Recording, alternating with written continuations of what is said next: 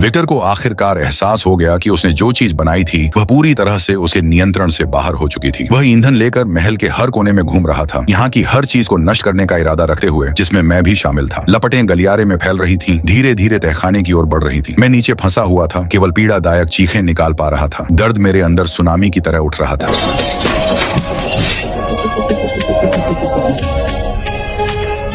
अचानक विक्टर मुड़ गया। पछतावा उसे रास्ते में रोक गया। वह आग में वापस लौटने की कोशिश करने लगा, लेकिन अगले ही पल एक विस्फोट ने पूरे महल को हिला दिया। शॉकवेव दीवारों को तोड़ते हुए गुजरी और उसकी टांगों को बुरी तरह घायल कर दिया। उसे लगा कि मैं आग के साथ जलकर मर चुका हूँ, लेकिन वह गलत था। आग ने महल को निगल लिया और डर ने मुझे लगभग दम घोंट दिया। मेरे अंदर कुछ टूट कर बाहर निकल आया। मैंने नंगे हाथों से अपनी जंजीरें फाड़ डाली और महल के गिरने से ठीक पहले की आखिरी सेकंड में मैंने ड्रेनेज टनल में घुसकर खुद को बचा लिया। मैं ठंडी नदी में गिर पड़ा।